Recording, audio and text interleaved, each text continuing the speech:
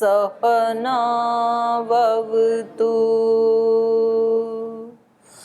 सहनौ भुनक्तु सह वीर्यं करवावहै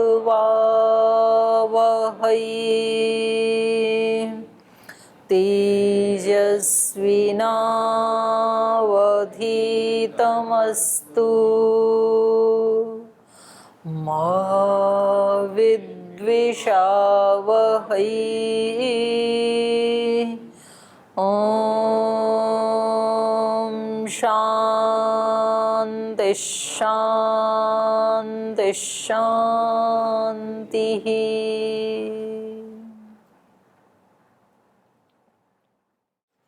तो न्याय दर्शन के इस प्रथम अध्याय के प्रथम पाद में प्रमेय का वर्णन चल रहा है। यहाँ पर ऋषि बता रहे हैं कि जानने योग्य तो बहुत सारी चीज़ें हैं, लेकिन उनमें से यदि हम 12 पदार्थों को ठीक से जान लें, 12 प्रमेयों को, तो हम अपवर्ग को प्राप्त कर सकते हैं। तो इसमें इन्होंने इनका लक्षण भी बताया और इनका उद्देश्य तो पहले ही कर दिया था, पहले ही सूत्र में।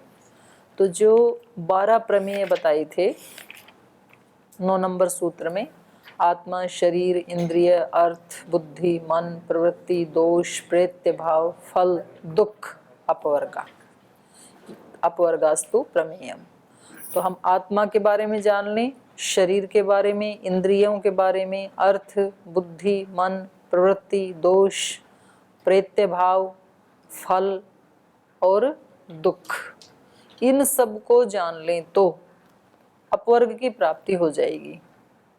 अपवर्ग के स्वरूप को भी जाने तभी अपवर्ग की प्राप्ति होगी, तभी हम अपवर्ग के लिए प्रयास करेंगे। तो यद्यपि इन सब का जो ज्ञान है 11 पदार्थों का, वो इनका फल है अपवर्ग की प्राप्ति, लेकिन अपवर्ग को भी यहाँ प्रमेय में पढ़ा है, क्योंकि जिस वस्तु के बारे में हम जानते हैं उसी को प्राप्त करने के लिए फिर चेष्टा करते हैं, प्रयास करते हैं। तो हम कल पढ़ रहे थे दुख के बारे में, बाधना लक्षणम दुखम, जिसको हम बाधना कहते हैं, पीड़ा कहते हैं, ताप कहते हैं, वही दुख है। तो अगले सूत्र में कहा कि उस दुख को जिस व्यक्ति ने जान लिया तो फिर वो उससे छूटना चाहेगा और अत्यंत छूटना चाहेगा। तो कोई व्यक्ति कह सकता है जी दुख को तो सभी जानते हैं, हर व्यक्ति जानता है दुख को, तो उसको प्रमेय में पढ़ा, वो तो प्रत्यात्म वेदनीय है ना, सभी जानते हैं दुख क्या है। नहीं, सब नहीं जानते हैं, सब व्यक्ति दुख का भोग करते हैं, दुख के बारे में जानते नहीं हैं। दुख का ज्ञान होना और दुख का भोग होना बिल्कुल अलग बात है। हम तो जब कोई ऐसी स्थिति आती है जो हमारे लिए अनुकूल नहीं है तो उसका हम भोग कर लेते हैं। माने कोई ऐसी परिस्थिति आई जो हमें अच्छी नहीं लग रही है तो हम रोने लग जाते हैं बस, और फिर वो चली जाती है। कोई ऐसी परिस्थिति आई कि जो हमें अच्छी लगती है तो फिर हम खुश हो जाते हैं। तो ये तो भोग हुआ ना सुख दुख का, तो जानना नहीं हुआ। तो जानना क्या है वो इन्होंने बताया था। जानना ये है सोयम सर्व दुखेन अनुविद्धम इति पश्यन् दुखम जिहासु जन्मनि दुखदर्शी निर्विद्यते। जो सभी में सर्वम दुखेन अनुविद्धम, तो सर्वम का मतलब है सुखम अपि दुखेन अनुविद्धम। जो यहाँ सुख आते हैं उस समय भूलना नहीं दुख को, क्योंकि ये सुख भी दुख के साथ ही संबद्ध है, दुख इसके साथ लगा ही हुआ है। ऐसा इस प्रकार से देखता हुआ सर्वम दुखेन अनुविद्धम इति पश्यन् दुखम जिहासु, अब ये दुख को छोड़ना चाहता है। तो जन्मनि दुखदर्शी, इसको लगता है कि भाई ये जन्म लेना ही अपने आप में सबसे बड़ा दुख है। दुख जन्म प्रवृत्ति दोष मिथ्या ज्ञानानाम उत्तरोत्तर अपाय तदनंतर अपायात अपवर्ग। तो ये फिर निर्विण्ण हो जाता है, खिन्न हो जाता है। निर्विण्णो विरज्यते विरक्तो विमुच्यते। तो जो योग दर्शन में पढ़ रहे थे वही बात न्याय दर्शन में भी है। मुक्त कौन होगा? जो विरक्त होगा, जो पर वैराग्य को प्राप्त करेगा। तो वैराग्य के बिना मुक्ति नहीं है, कैवल्य की प्राप्ति नहीं है। यत्र तु निष्ठा यत्र पर्यवसानम सोयम अपवर्ग। जहाँ इस दुख की निष्ठा है, निष्ठा मतलब विराम है, पर्यवसान है, सोयम, तो वह यह तद अत्यंत विमोक्षो अपवर्ग। तद मतलब जिसका पिछले सूत्र में वर्णन कर रहे थे उसी का सर्वनाम शब्द से यहाँ ग्रहण होगा। तो तद मतलब दुखम, उस दुख का, दुखस्य अत्यंत विमोक्षो अपवर्ग, दुख का अत्यंत विमोक्ष ही अपवर्ग है। सांख्यकार ने भी यही माना है, अथ त्रिविध दुख अत्यंत निवृत्ति,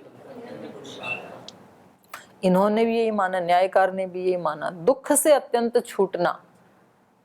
तो बहुत सारे महापुरुष कहते हैं, तो दो बातें हैं इसमें, इसी के ऊपर चर्चा चलेगी कि हमारा लक्ष्य क्या है, दुखों से अत्यंत छूटना है या परम सुख को प्राप्त करना है, क्या है दोनों में से?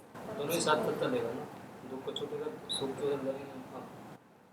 पर उसमें भी प्रायोरिटी क्या है? सुख प्राप्त करना चाहते हैं शाश्वत, ऐसा सुख जो कभी ना छूटे, ऐसा सुख आपको चाहिए, या आपको दुख से अत्यंत मुक्ति चाहिए? क्या चाहिए आपको? बात तो एक है ना, दुख छूटेगा तो सुख तो अपने आप ही मिलेगा।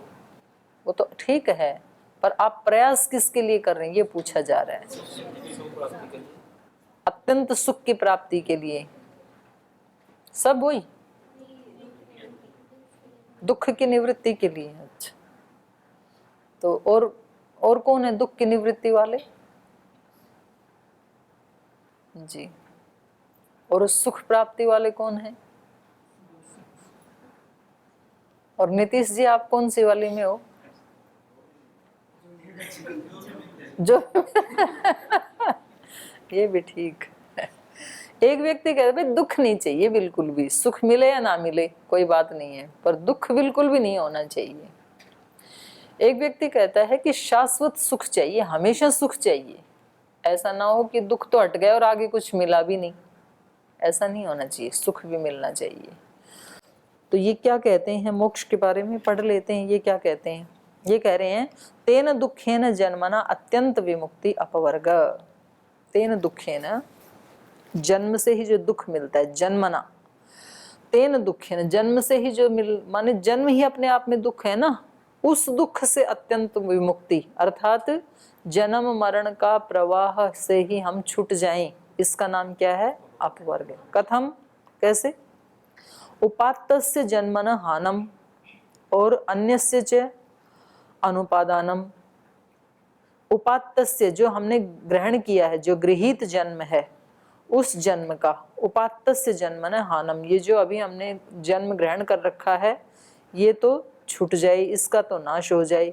और अन्यस्य च अनुपादानम, दूसरा जन्म मिले नहीं, तो फिर क्या है? सुख ही सुख है फिर तो। एताम अवस्थाम अपरंताम अपवर्ग अपवर्गम वेदयन्ते अपवर्ग विद। तो ये जो अवस्था है, अर्थात जिसमें इस जन्म का तो छूट जाए, नाश हो जाए और अगला जन्म मिले नहीं, एताम अवस्थाम अपर्यंताम, ये अवस्था आती तो सभी आत्माओं के उसमें है, लेकिन वो थोड़े समय के लिए आती है। मतलब जैसे ये शरीर छूटा, फिर थोड़ी देर के बाद या थोड़े दिन के बाद या कुछ महीनों के बाद फिर अगला मिल जाता है।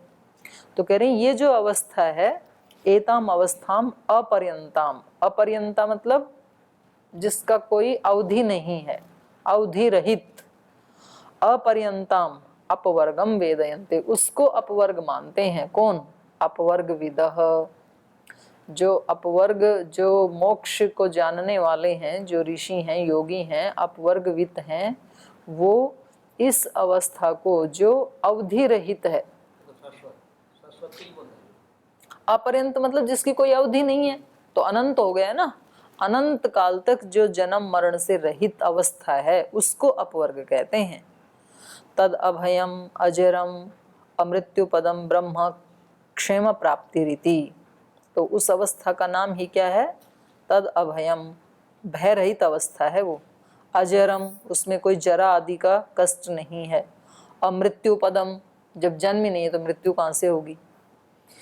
तो कह रहे हैं अमृत्यु पदम ब्रह्म, यहाँ ब्रह्म का मतलब है महान, ब्रह्म क्षेम प्राप्ति इति, उस महान कल्याण की प्राप्ति है। क्षेम मतलब कल्याण, महान कल्याण की प्राप्ति है, उसका नाम अपवर्ग है। तो इससे क्या पता चल रहा है कि मोक्ष जो है वो अभाव स्वरूप नहीं है। इस पंक्ति से पता चल रहा है। ये कह रहे हैं ना, ब्रह्म क्षेम प्राप्ति, केवल दुख का ही नाश नहीं होता है, महान कल्याण की प्राप्ति भी होती है, महान सुख की प्राप्ति भी होती है। ब्रह्म क्षेम प्राप्ति रीति। आगे, नित्यम सुखम आत्मना महत्ववत् मोक्षे व्यज्यते तेन अभिव्यक्तेन अत्यंतम विमुक्त सुखी भवति इति केनचित मन्यते। कुछ लोग क्या मानते हैं, कुछ विद्वान कहते हैं नित्यम सुखम आत्मन, आत्मा में नित्य सुख है ही, वो हमने अज्ञान के कारण उसको ढक रखा है। आत्मा में स्वाभाविक रूप से ही क्या है, नित्य सुख है। नित्यम सुखम आत्मना महत्वत्, महत्व के समान माने व्यापकता के समान, जैसे आकाश की व्यापकता नित्य व्यापक है ही, तो ऐसे ही आत्मा में भी नित्य सुख है ही, महत्ववत्। मोक्षे व्यज्यते, मुक्त अवस्था में वो जो नित्य सुख था आत्मा का वो अभिव्यक्त हो जाता है, था तो पहले से ही, उसमें अभिव्यक्त हो जाता है।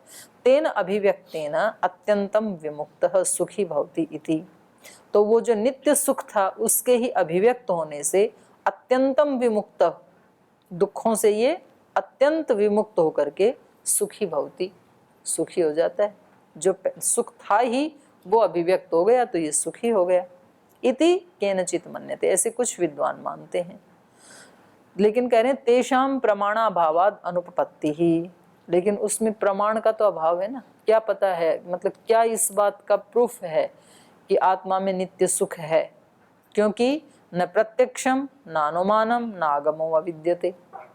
आत्मा में नित्य सुख है, ना तो इसका प्रत्यक्ष हो रहा है, यदि नित्य सुख हो तो हम कभी भी दुखी ना हो, और ना इसका अनुमान प्रमाण से ही पता लग रहा है, और प्रत्यक्ष नहीं है, अनुमान नहीं है, तो आगम भी नहीं है, आगमो न विद्यते।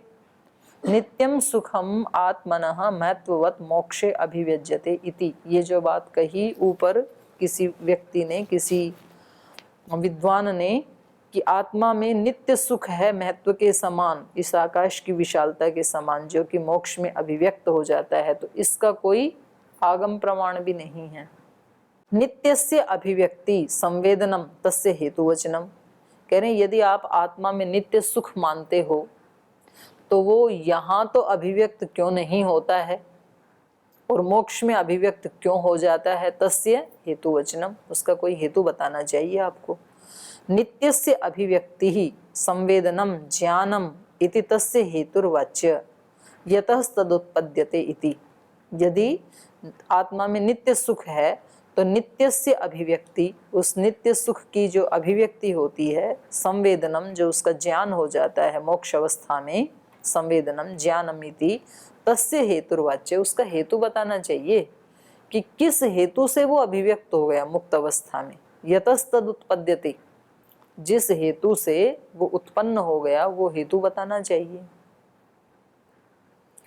सुख व नित्यमिति चेत, बोले वो हेतु भी नित्य ही रहता है, जैसे सुख नित्य है वैसे वो हेतु भी नित्य है, ऐसा यदि ये उत्तर दे तो कह रहे हैं तब तो संसारस्थस्य मुक्तेन अविशेष। यदि सुख भी नित्य है, सुख का संवेदन भी नित्य है, तो तब तो संसार में स्थित रहें या मोक्ष में जाएं बात बराबरी है, क्योंकि संसार में रहते हुए आत्मा है, आत्मा का सुख नित्य है और उसका संवेदन भी नित्य है। तो जब हमें यहाँ पर रहते हुए ही उसका नित्य संवेदन हो रहा है, नित्य सुख का, तो मोक्ष में जाने की क्या जरूरत है फिर। जैसा मोक्ष वैसा संसार। संसारस्थस्य मुक्तेन अविशेष यथा मुक्तः सुखेन तत्संवेदनेन च सन् नित्येन उपपन्नः तथा संसारस्थो अपि प्रसज्यते इति। जैसे कोई मुक्त आत्मा सुखेन, सुख के साथ, तत्संवेदनेन च, और उसके सुख के संवेदन के साथ, सुख और सुख की अनुभूति, दो बातें हो गई ना।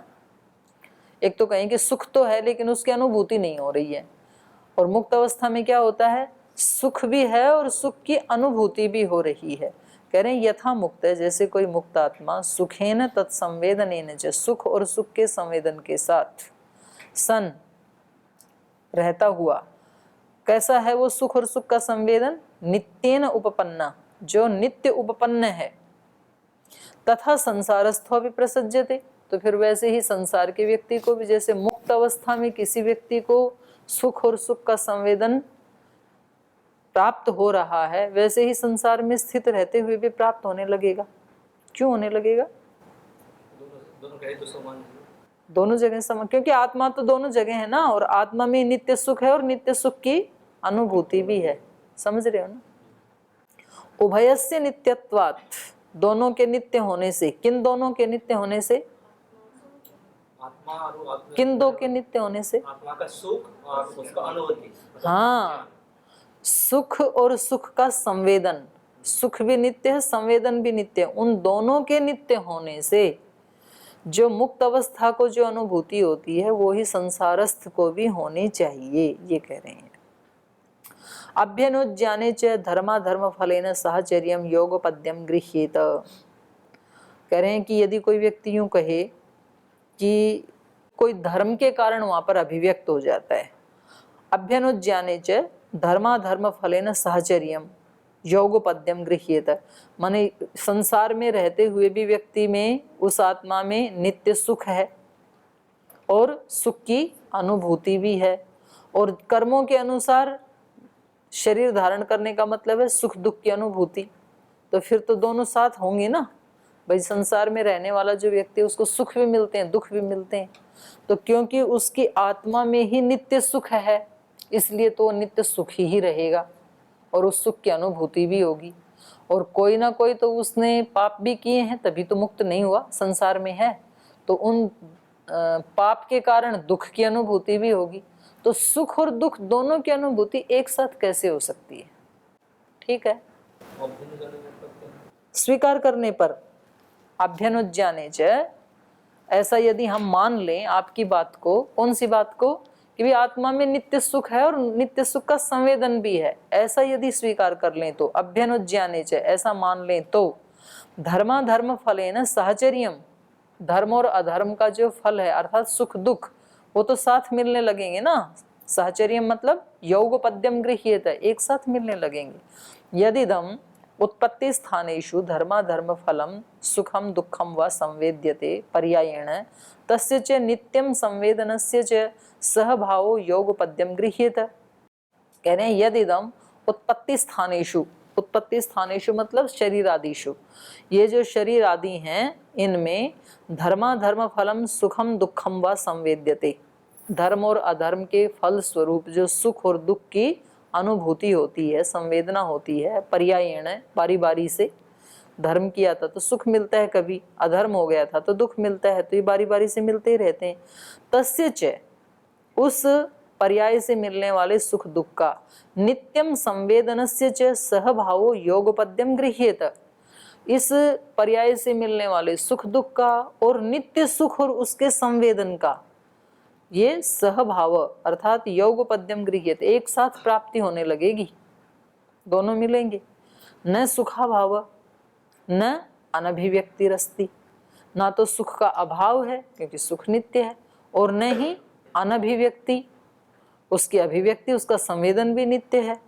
तो उभयस्य नित्यत्वात्, दोनों के नित्य होने से एक साथ ही सुख दुख की प्राप्ति और अनुभूति होने लगेगी। तो दोष आ गया ना। तो इससे क्या निकला कि आत्मा में नित्य सुख नहीं है। और यदि कोई कहे कि नहीं सुख तो नित्य है पर उसका संवेदन नित्य नहीं है, संवेदन नहीं होता है उसका, अनित्यत्वे हेतुवचनम, बोले यदि आप उसको अनित्य मानते हैं तो फिर उसका आपको हेतु बताना पड़ेगा। अथ मोक्षे नित्यस्य सुखस्य संवेदनम अनित्यम यत उत्पद्यते स हेतुर्वाच्य। भाई आत्मा में सुख तो नित्य है, लेकिन संसार में जब तक रहता है सुख की अनुभूति नहीं होती है, मोक्ष में चला जाता है तो उसका संवेदन हो जाता है, तो संवेदन अनित्य है। तो ये कह रहे हैं कि ये जो संवेदन है ये मोक्ष में किस हेतु से अनुभूति में आता है वो हेतु बताना चाहिए। अथ मोक्षे, मोक्ष में नित्यस्य सुखस्य, जो आत्मा का नित्य सुख था उसका संवेदनम, जो अनुभूति होती है वो अनुभूति कैसी है? अनित्यम, मोक्ष में होती है, संसार में नहीं होती है। यत उत्पद्यते, तो मोक्ष में जिस कारण से वो उत्पन्न होती है, स हेतुर्वाच्य, तो वो हेतु बताना चाहिए आपको। तो ये हेतु बता रहे हैं, ये कह रहे हैं आत्म मन संयोगस्य निमित्तांतर सहितस्य हेतुत्वम। कह रहे हैं आत्मा और मन का जो संयोग विशेष होता है मोक्ष अवस्था में, तो उस निमित्तांतर सहित, निमित्तांतर सहित मतलब उस संयोग विशेष सहित ये हेतुत्वम, ये हेतु है।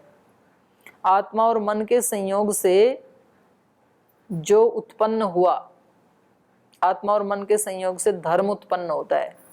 समाधि में आत्मा और मन का जो संयोग विशेष होता है, वैसे तो आत्मा और मन का संयोग अभी भी है, व्यवहारिक काल में भी है ही, लेकिन यहाँ पर जो बात की जा रही है वो किसकी की जा रही है? योगस्थ व्यक्ति की। जब समाधि में जो व्यक्ति मन और आत्मा का संयोग विशेष करता है और उससे जो ज्ञान उत्पन्न होता है, तो वो जो ज्ञान है वो हेतु बनता है उसका संवेदन कराने में। कह रहे हैं आत्म मन संयोगस्य निमित्तांतर सहितस्य।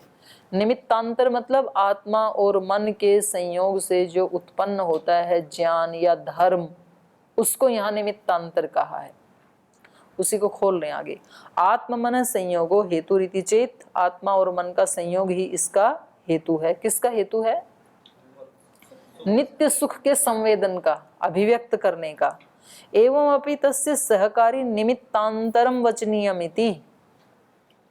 तो बोले ये आत्मा और मन का संयोग जो होता है, तस्य सहकारी, इस संयोग का सहकारी, उसको भी आपको बताना पड़ेगा कि ये संयोग विशेष वहाँ क्यों होता है। मोक्ष में ही आत्मा और मन का जो संयोग विशेष हो रहा है, तो किसके कारण हो रहा है? कोई धर्मादि कारण होगा ना जिससे ये संयोग हो रहा है, तो वो भी आपको बताना पड़ेगा। निमित्तांतर, निमित्तांतरम वचनीयम।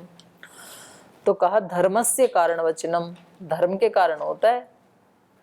मोक्ष अवस्था में धर्म के कारण आत्मा और मन का संयोग विशेष होता है और उस संयोग विशेष से नित्य सुख की अभिव्यक्ति होती है। यदि धर्मो निमित्तांतरम तस्य हेतुर्वाच्य यत उत्पद्यते। यदि ये धर्म ही उस संयोग विशेष का हेतु है, तो ये धर्म कहाँ से आया? इसका हेतु बताओ। ये मुक्त अवस्था में कहाँ से आ गया धर्म? क्योंकि संसार अवस्था में तो धर्म आ सकता है, क्योंकि शरीर है, इंद्रियां हैं, तो उससे व्यक्ति धर्म कमा सकता है। अब मोक्ष अवस्था में ना शरीर है ना इंद्रियां हैं, तो ये धर्म कहाँ से आया? उस धर्म का हेतु बताओ, जिस धर्म के कारण आत्मा और मन का संयोग होता है। तस्य हेतुर्वाच्य यत उत्पद्यते इति। तो कहा नहीं, वहाँ शरीर की जरूरत नहीं है, योग समाधि लगाएंगे और योग समाधि जन्य जो धर्म है उसकी बात कर रहे हैं हम, असंप्रज्ञात समाधि की।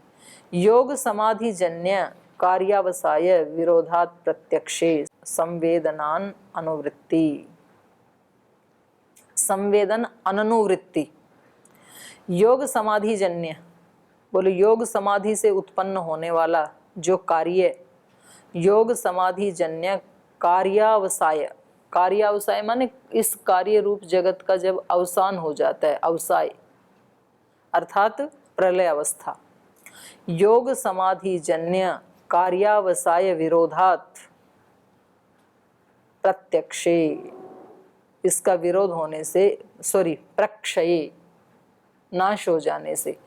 बोले ये जो धर्म योग और संप्रज्ञात समाधि या असंप्रज्ञात समाधि में जो धर्म उत्पन्न होता है, तो इसमें तो मन की भी तो आवश्यकता पड़ती है ना। और ये मन, चलो हमने माना कि मोक्ष में भी मन साथ ही चला गया और आत्मा और मन का जो संयोग हुआ, उसने समाधि लगाई, समाधि से जो धर्म उत्पन्न हुआ, उस धर्म से फिर ये नित्य सुख की अभिव्यक्ति हुई। ऐसा यदि हम माने तो ऐसा करते करते मोक्ष तो अनंत काल तक है, तो उसमें कभी तो प्रलय भी होगी ना, और प्रलय होगी तो मन चला जाएगा, लीन हो जाएगा, अपने कारण में लीन हो जाएगा। तो अब मन तो बचा नहीं, तो इसका मतलब फिर उसी समय इसका आनंद भी, सुख की अनुभूति भी चली जाएगी, ये भी नष्ट हो जाएगी। योग समाधि जन्य कार्यावसाय विरोधात, योग समाधि जन्य जो आप बता रहे हैं, तो उसका कार्यावसाय विरोधात, प्रलय काल में विरोध होने से, अर्थात प्रलय काल में उसके नष्ट होने से, प्रक्षय नष्ट होने से, संवेदन अनुवृत्ति, उस संवेदन की निवृत्ति हो जाएगी। फिर यदि योग समाधि जो धर्म है हेतु, यदि योग समाधि से उत्पन्न होने वाला धर्म, इसको आप हेतु मानेंगे, तो कहा तस्य कार्यावसाय विरोधात प्रक्षय, उसका प्रलय काल से विरोध होने के कारण, माने प्रलय काल में तो मन रहेगा ही नहीं, प्रक्षय उसका क्षय हो जाने से, संवेदनम अत्यंतम निवर्तेत, इसको ठीक कर लो, निवर्तेत बनेगा ये, तो तब तो ये संवेदन निवृत्त हो जाएगा, ये इसका अत्यंत नाश हो जाएगा इस संवेदन का, तो फिर ये नित्य सुख की तो अनुभूति होगी नहीं आत्मा को, आत्मा बेचारा खाली रह जाएगा तब तो। दोनों ठीक हैं, ये पाठ भेद है, योग समाधि जस्य भी है और योग समाधि जन्य भी ठीक है, उससे उत्पन्न होने वाला। हाँ ठीक है, ये पाठ भेद है, कुछ उसमें स्थानों में ना योग समाधि जस्य ऐसे भी आया है, योग समाधि जस्य कार्यावसाय विरोधात। तो अब इसको फिर कल पढ़ेंगे, आज तो समय हो गया। मैं सोच रही थी कि आज पूरा मोक्ष पढ़ेंगे, बीच में रह गया मुक्त अवस्था हमारी। ओम शांति शांति शांति। श्री गुरुभ्यो नमः।